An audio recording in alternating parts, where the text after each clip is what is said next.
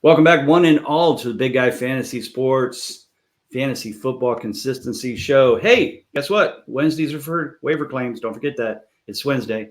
As always, I'm Bob Lung with Big Guy Fantasy Sports. We're here to talk about the consistency of all the players as they headed through Week 13. We're heading to Week 14, and playoffs are, for some leagues, maybe playoffs are starting. I've heard that, they do 3 or 4 weeks. Good for them. Most of the ones I'm in are 15, 16, 17, but yeah, it's close enough. And we're very close. And as always, on my right is Mr. Ron Rigney, who says playoffs. And I met that man this past year, Jim Mora, at Hall of Fame weekend. Super nice guy. We chatted, and he was, like he said, yeah, I said what I said and I meant what I meant, but he goes, did I think it would ever become a famous quote?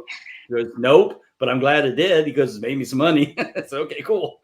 So, Ron, what's going on, man? I love it. One of the classics. It's just right up there with Denny Green for Arizona as well. But yeah, get those waivers set. And, unless you got a team like mine in the Kings Classic auction where it doesn't matter who you find on waivers, who you start, you're just dead in the water. But a couple other leagues looking pretty good. But man, those waivers, like we were saying before we went on air, you got to try to make those points appear out of nowhere, and it's not easy to do. But getting ready for those playoff pushes, ladies and gentlemen, get those lineups set and get that consistency in there ready to go. Yeah, and let's just throw out another PSA for sure. We talked about this, but I just want to tell everybody out there, look, you're in a fantasy league. You got in this for a reason. I get it if you're out of the playoffs, but you know what? There are people who aren't. And you could be that team that either knocks them out or, it's okay to be spoiler. It's not okay to ignore it, not set your lineup, and let somebody waltz into the playoffs.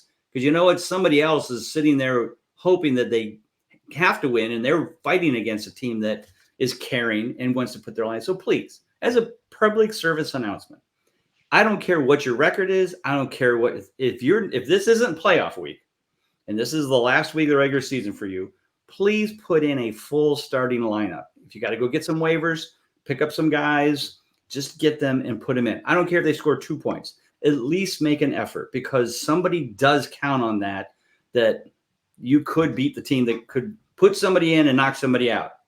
I think that's fun. That's kind of cool whenever I'm like, oh, I knocked that guy out. I wouldn't think it's cool they did it to me, but look, I've been in the other side, and I've been in that team where it's like, this team's not even going to try this week.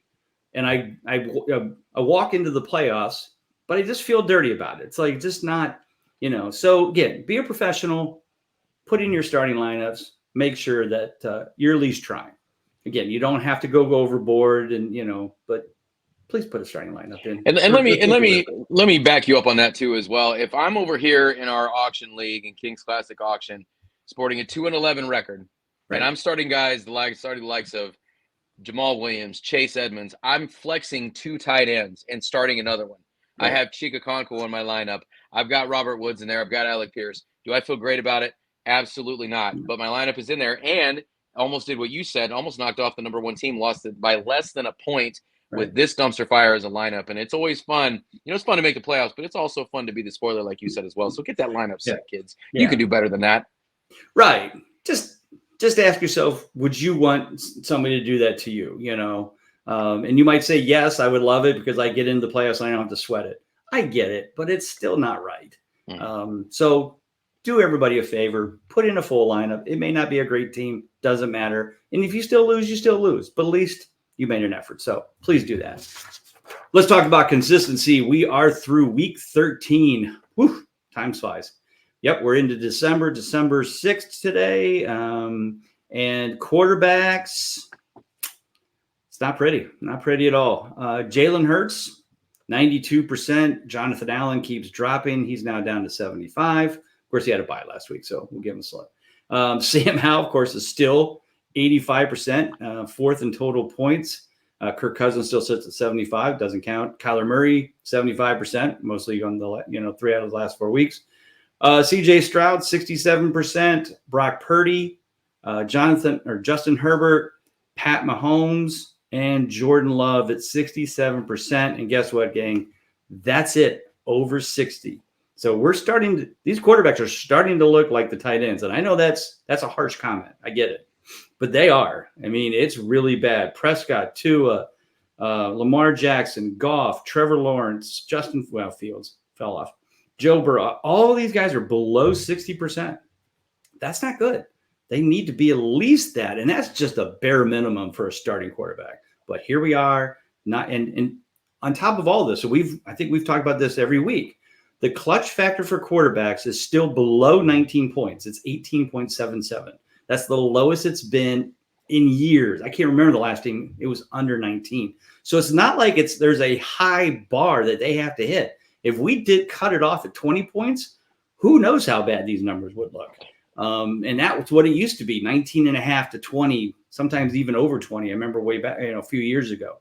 But Ron, what is happening to the quarterbacks? Is it, I mean, we all know that the offenses aren't putting up the points. Defenses are playing deeper zones, deeper, whatever you want to call it. So is that what it's all about? They just stopping the deep balls. We just don't get the big plays anymore. So scoring is way down.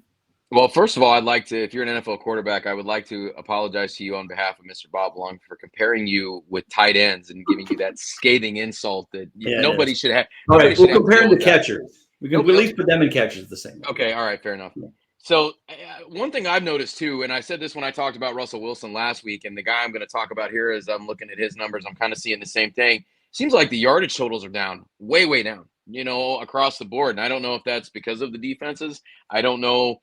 That's not, I don't dive into it that deeply, but man, you see these guys at the top, and even Jalen Hurts yardage numbers have not been there. Now, it obviously helps when he gets you 2 or 3 rushing scores every week, but just the passing is down across the board. But you still see guys like Sam Howell, like you said up there, and we're into December. If you guys need to be on the naughty list as you go down the list here, you're looking at a couple of guys here that are around 50%. You got Trevor Lawrence, of course, he's hurt, but just not getting it done like we need these guys to get done. And it's playoff time. We need these big games.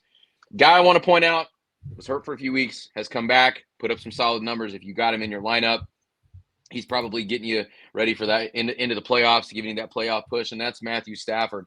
And Matthew Stafford was on point before he did go down. Had a couple weeks here, that game against Dallas. We'll forget about that one where they got blown out. But for the most part, he's been getting it done, not turning the ball over a ton. Had some interceptions beginning of the season, but has righted that ship a little bit. And we know the weapons he's got. Cooper Kupp has not been Cooper Kupp that we are used to. If you drafted Cooper Kupp in the first round, probably not making the playoffs. It's a tough one to overcome. But Puka Nacua, Tutu Atwell, they've got Kyron Williams out of the backfield catching the ball as well. But last week went for 279, 3 scores against Cleveland, against a great Cleveland defense. Did not turn the ball over either. That's a big one right there. Hasn't turned the ball over a lot, like I said, but went for 229 and 4 scores the week before that. So getting back acclimated with those guys that he's got. We know he's got the weapons. Love to see Cooper Kupp get back to where he needs to be. I don't know if we're going to see that, but if you're a Puka Nacua owner, Matthew Stafford in there, it's got to make you super, super happy. But if you've got him, set it, forget it. The guy's, he's solid. He's getting up there in years, but man, he can still chuck it. Yeah, that's for sure. And like you said, he's got those great weapons. Like, so Kupp hasn't been as great, but the point is that he certainly has got a lot of weapons to throw to. Kyron Williams is back. That certainly helps him from a passing perspective. So yeah, definitely. Again, if you need somebody, maybe somebody gets hurt, you just need somebody to fill in. Stafford is definitely a great waiver wire pickup in shallow leagues. I'm not going to talk about somebody who's up and coming. I'm going to talk to somebody who's killing me right now, and he is one Justin Herbert. First, through week 8, he was perfect. I take that back. He was 7 out of 8, about close to perfect. He is now 2 out of his last 5, and last week's debacle against New England, where they won 6-0 on 2 field goals, is pitiful. And it wasn't like it was bad weather. If I'm not mistaken, they played at L.A. Maybe they didn't. Anyway, it doesn't matter. He sucked. Definitely keep an eye on this. I don't know. Like you said, we all know that Brandon Staley's time has to be done, but I'm more concerned about Kellen Moore. I get it. We know that Bill Belichick is good at shutting down a couple players on your defense, but come on. He's got Keenan Allen, Quentin Johnston, Gerald Everett, Austin Eckler. All of these guys, come on.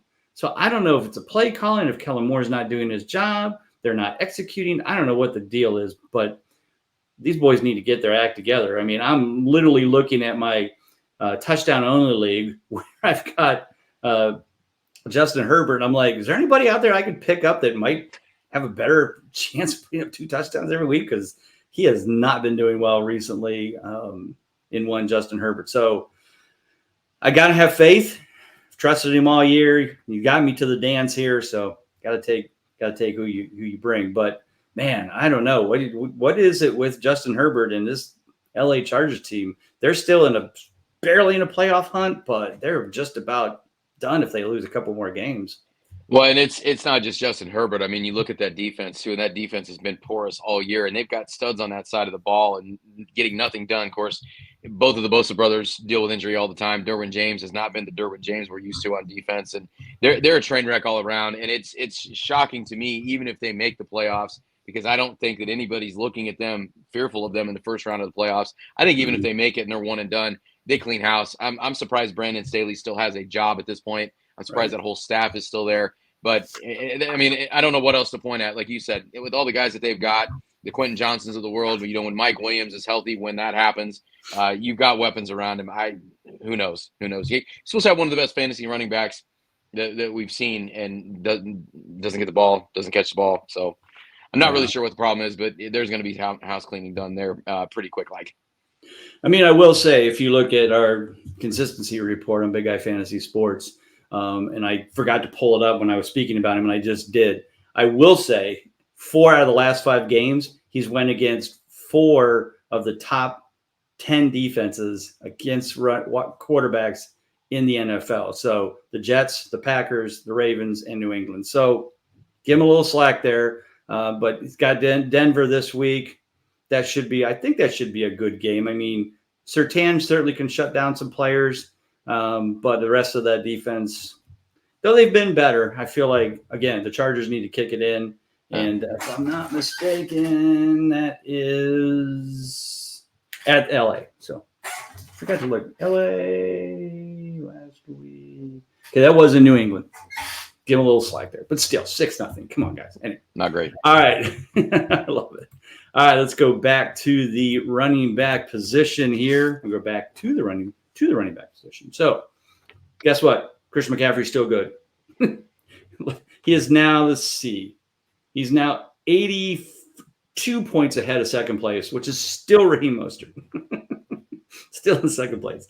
The top, it's still just dumbfounded by this top 10 because, we always like, the 0 RB, that doesn't work, and blah, blah, blah. And, well, guess what, gang? Raheem Mostert, Rashad White, Brian Robinson, Isaiah Pacheco. There's 4 guys that were after round 4, 5, maybe. I mean, ETN, I don't know. Maybe he probably still went round 4, right? I mean, somewhere in there. Camaro probably wasn't drafted very early because suspension. Joe Mixon, maybe. Henry, probably. Josh Jacobs, not as much love as you thought he would have got, but he's right up there. But yeah, so that's the points scenario. So let's go to consistency. McCaffrey, 100%. Kamara, 9 for 9, 100%. David Montgomery, 89%. And I'm just going to do active players who are playing right now because Taylor and J.K. Dobbins are not. Raheem Mostert, 83%. Yeah, 83%. At 75%. ETN, Rashad White, Joe Mixon, Brian Robinson, Kyron Williams, Jerome Ford, all that have played at least, more than 4 games. Derrick Henry is 70%. And then Jacobs, Pacheco, Swift, Brees Hall, a lot of these guys are 67. A lot of guys at 67%. But, again, running backs are definitely seem to be better overall this year. I mean, I'd say there's at least 24, probably close to 24 running backs, maybe 20, over 67%. So that's respectable. But there's still some guys under: Tony Pollard, Ramon Stevenson, Jalen Warren, Brian Robinson, Najee Harris, those kind of guys who, have had some good games and not had some good games, kind of in and out. But overall, I think next year just going to solidify that getting your wide receivers early. and then filling in your running backs where you can get them, so they may all fall again next year. But is that the trend you're seeing, Ron, or do you have other thoughts?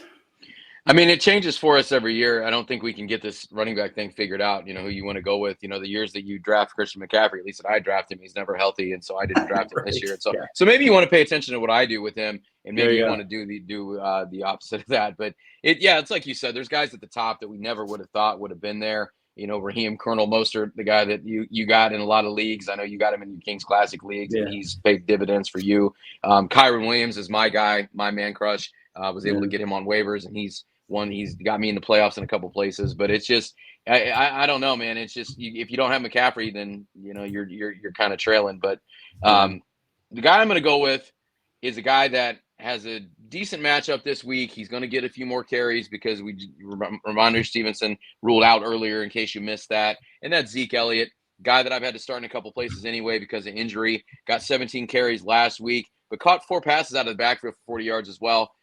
He's gotten double-digit carries three times.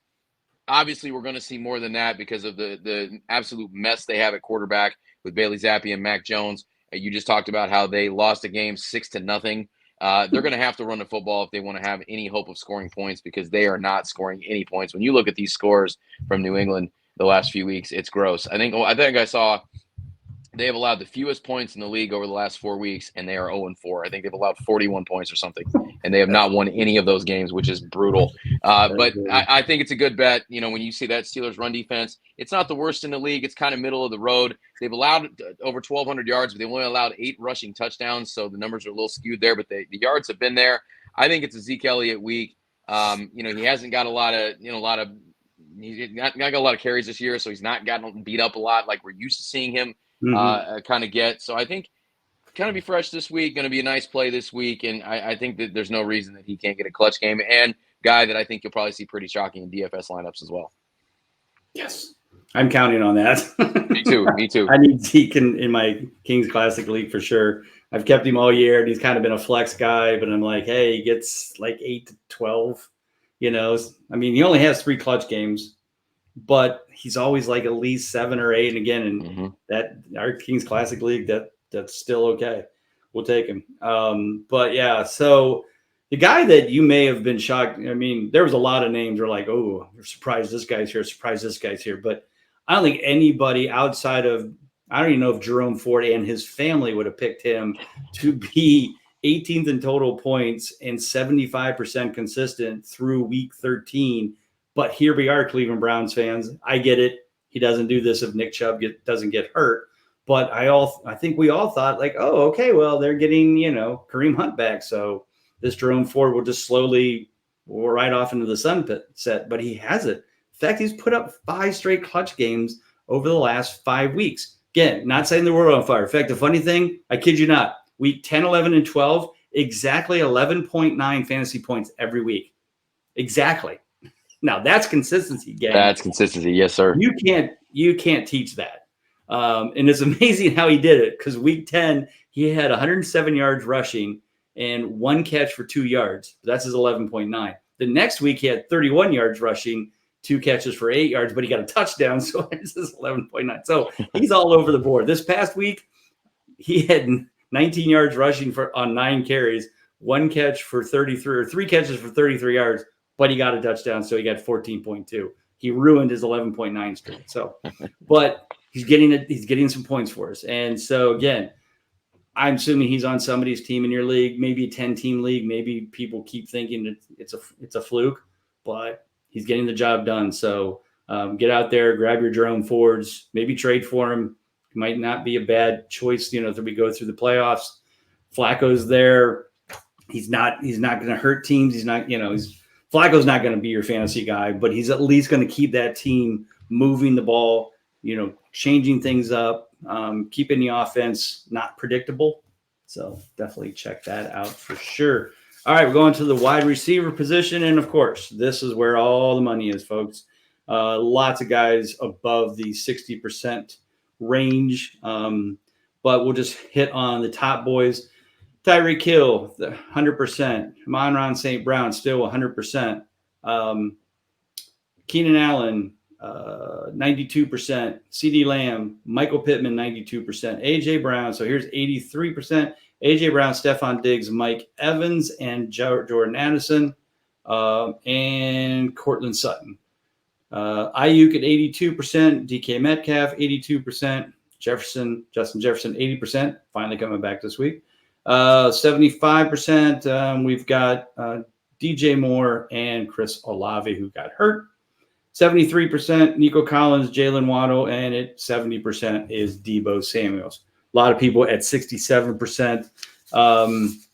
But as we said before, the wide receiver position is getting it done from a consistency standpoint.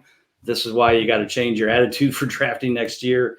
I think Christian McCaffrey will still be the number one pick. You have to believe. He'll go back to being the number one pick. And maybe that's where the problem is that every time he's number one pick, he keeps getting hurt. But when he's like the number 3 pick, he's fine. So see if that makes a difference. But anyway, so Ron, your thoughts? I know we've got a couple players that are kind of down in the listing, but we feel like maybe it could be somebody you could pick up, kind of help you through the playoff stream. But any more thoughts on the top boys in this group?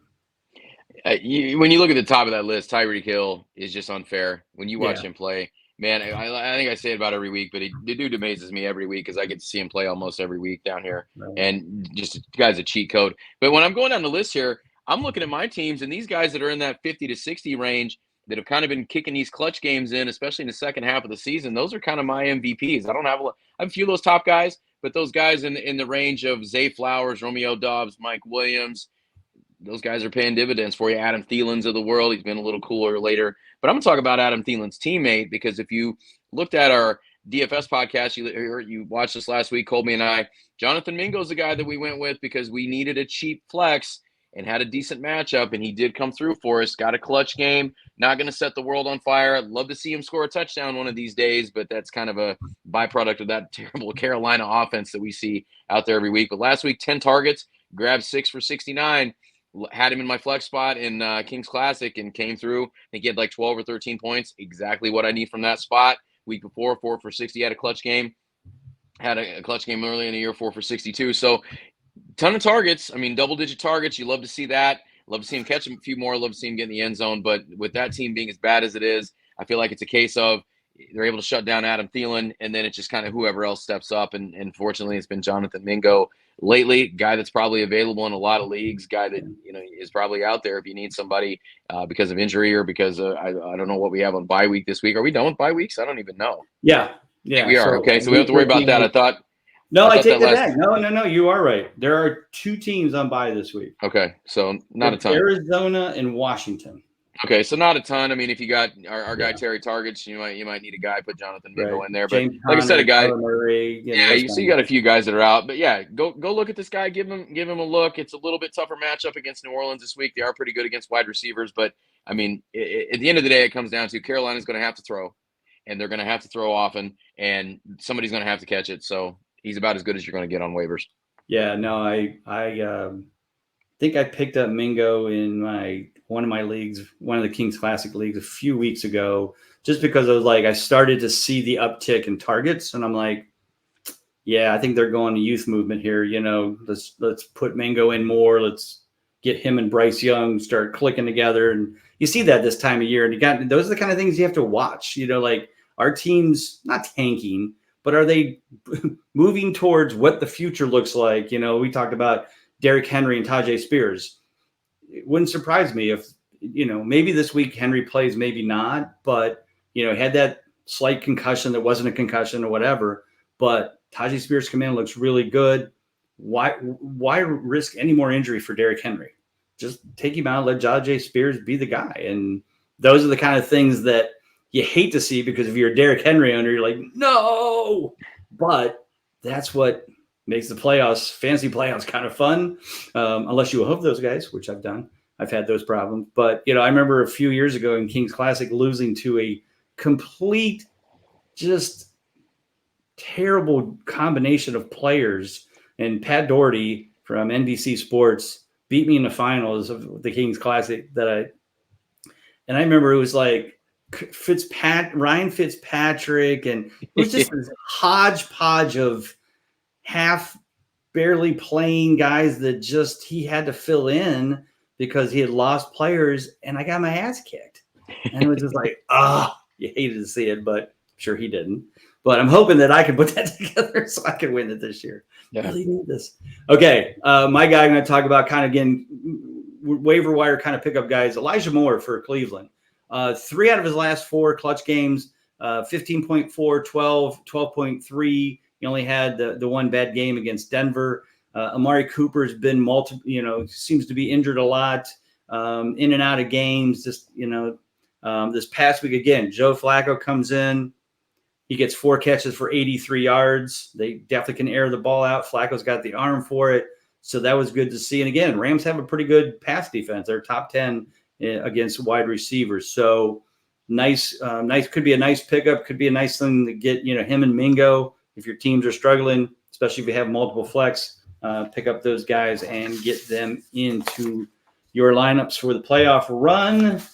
As always, we come to our favorite position, the tight ends. Not a lot going on. Everything's still pretty normal. Sam Laporte is still crushing it. Had a huge game again this week. He's only 20 points out of first place as a rookie. So this will be, I think, is it our 3rd or 4th? I think it's our 4th rookie to ever exceed 60%. Unless something drastically happens, I don't see him missing that now. So that's amazing. Congratulations to him. I always forget. Is Dalton Kincaid a rookie? Yes. Yes. Okay, we could have 2 because Dalton Kincaid's at 64%. So definitely could see 2, which would be like dumbfounding after we only had 3 over the last 12 years. But TJ Hawkinson's still in first place, 92%. Travis Kelce right behind him, 1 game less, but only 3 points difference there. Evan Ingram, 75%. Andrews, of course, is hurt. Kincaid at 64%, but he had a bye last week, and that's it. That's all over 60%. We have 6, and one of them isn't playing, and that's Mark Andrews. So really, we have 5 active players over 60%. What else can we say that we haven't grossly said before? You just hope that your player has a week, or you pick up a guy like Brevin Jordan last week, who I think you guys started in the DFS. I had in the prop bets for having more than 2.5 catches. He had 3, but he did have 64 yards, which I thought was pretty cool. But anyway, Ron, your thoughts on, well, we know what your thoughts are on tight ends. They're gross. But anything enlightening from the top guys or guys moving up, maybe good second halves. We've talked about Trey McBride and various guys like that. Dallas Goedert could be coming back this week. In fact, he's listed as healthy. He says he is playing against the Cowboys, so get him in your lineup. We don't know what to expect. He was kind of he had some good starts and bad starts early on. He was kind of moving. He was doing pretty well. Let's go back to his clutch games here. Where in the heck is he? So he had a nice stretch there. He had 3 straight week 5, 6, and 7. And then, of course, I think he got hurt after week 7 and then hasn't done anything since. But he's back, surprisingly, after getting a fractured forearm. But your thoughts and who do you have as your guy this week to, again, could be a waiver wire pickup?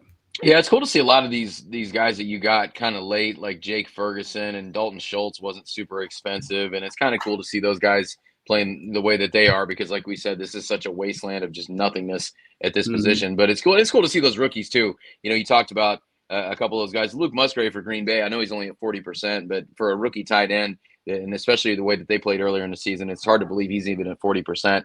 But the guy that I want to go with is Chigi Okonkwo, guy that we liked a lot last year. Yeah. I don't know that we've really even he's been missing. Well, he's got his first clutch game the last 2 weeks, his first 2 clutch games of the year. All of a sudden, we're getting Chiggy with it again.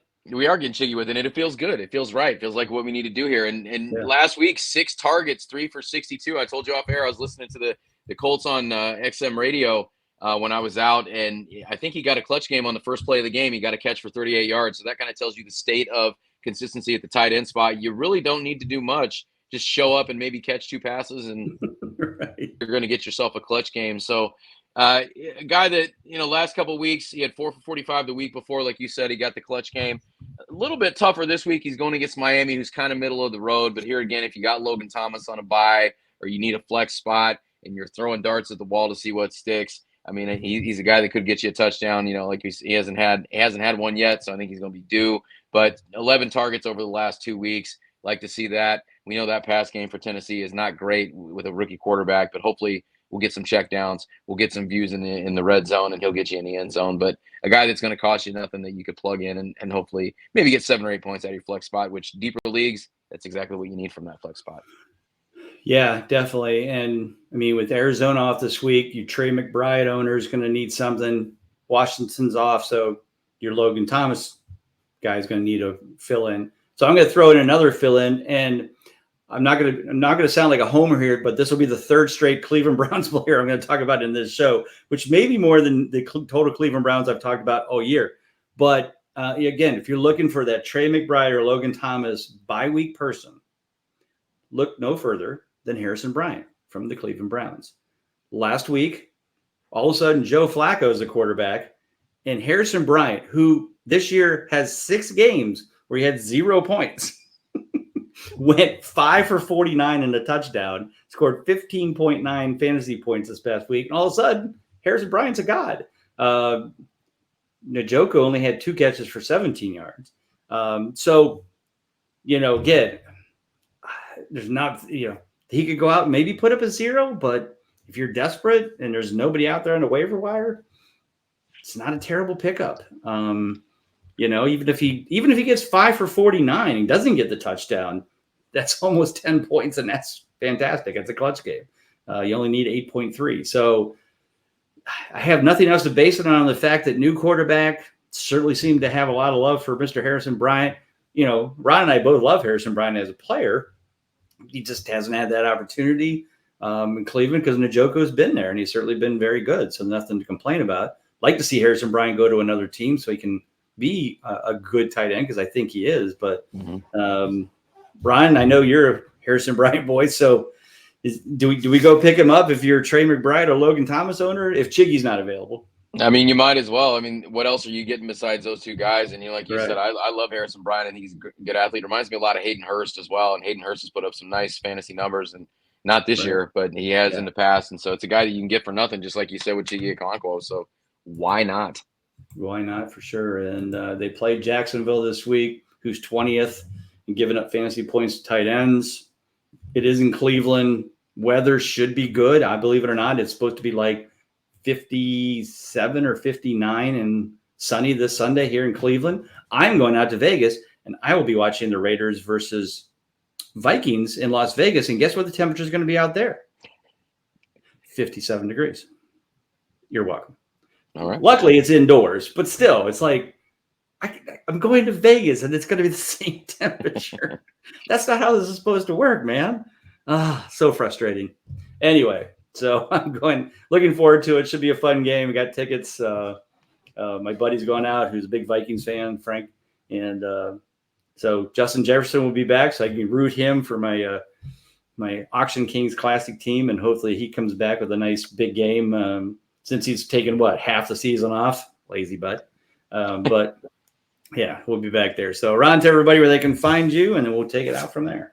As always, BigGuyFantasySports.com. Plenty of awesome things coming out over there on the daily. Of course, myself and Mr. Colby R. Conway with the consistently cashing, which I do believe we cashed last week. I got to double check. I didn't have a chance to play the lineup. I know you guys killed it with the prop bets. I'll let you talk about that here in a second.